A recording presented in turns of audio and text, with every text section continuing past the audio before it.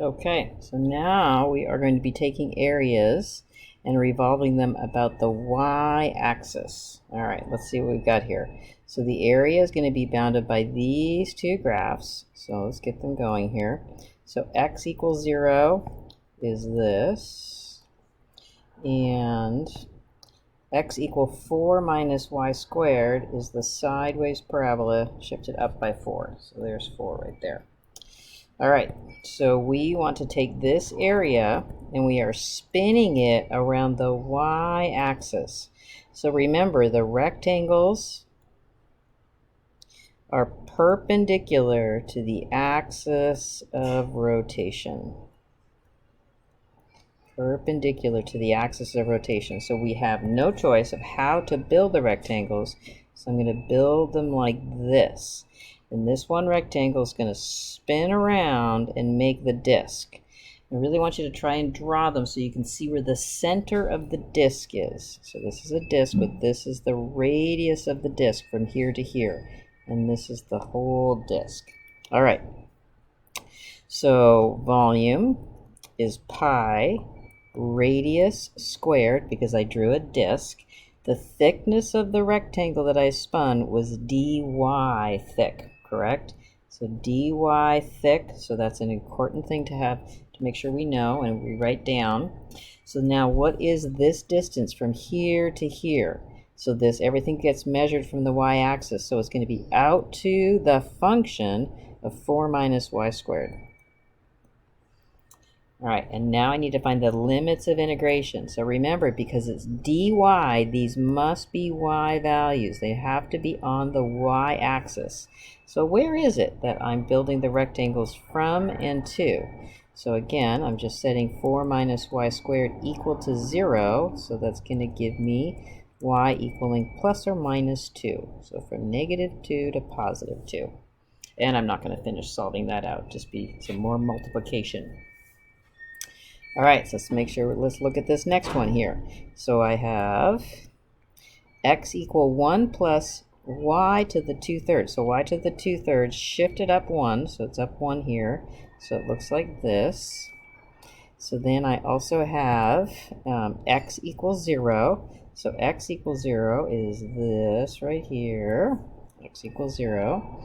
And then we're going to get y equal -1. So that's this. This is y equal -1. And then I also have y equal 1. All right. So let's identify where that area is that's bounded. So this is the area. I can't really see yellow so well, so let me get it. Let's do black again. Okay, so this area all in here is the area that's bounded. All right. So now let's see, where are we revolving it around? The y-axis. Again, I'm just going to encourage you to do something like this so you don't forget. This is where I'm building the spinning the rectangles, and I have to build the rectangles perpendicular to the axis of rotation. So perpendicular like this to the axis of rotation. So spinning this rectangle around as this thickness that gives this disc. All right. So I know that it's going to be a disc, so it's volume pi r squared dy integration. And I want to encourage you to put this down so you don't forget that it's dy integration. So now I want to find the radius of my disc. So the radius of my disc is from here to here, right? Because that's the center line. Knowing where the center of your disc is crucial. So from here out to the function, which is 1 plus y to the 2/3 power. All right, so these again have to, where am I building rectangles from and to? It's going to be on the y-axis, and those were actually even given to us from -1 to 1. All right, so let's look at this one. So I have y equal x cubed, familiar graph, x equals 0. This is x equals 0, and y equal 8. So y equal 8 looks like this. All right, so the area that's bounded is this in here, and I want to revolve it about the y-axis. So spinning it around the y-axis, again, I'm drawing the rectangles perpendicular to the axis of rotation. So spinning it around, I see the disc, right? So make sure you draw it as large enough over here. So this is center, right? Maybe even call that the center line. That's the center. All right, so volume is pi radius squared.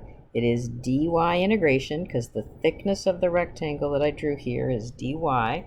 So the radius is from here to here.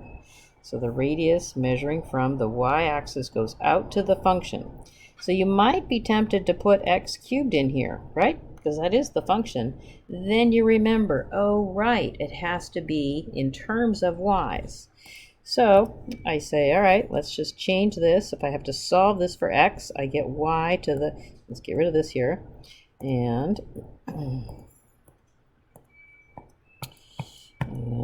now I want to solve this for y, so I get y to the 1/3 is equal to x. So this y to the 1/3 gets substituted in. All right, again, because it's dy integration, these must be y limits of integration. So I'm looking to see where I start building rectangles and where I end building rectangles. So I start building at y equals 0, and I end building rectangles at y equal 8.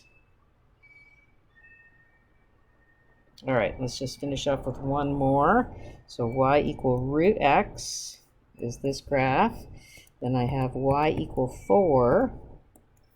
So y equal 4 looks something like this, right? And the root x graph does keep going above it, yes. And then I have x equals 0. So x equals 0 is this. All right, so I'm trying to find the area, take this area bounded here, and I'm going to be spinning it about the y-axis. So again, this is spinning it this way, so this is the center.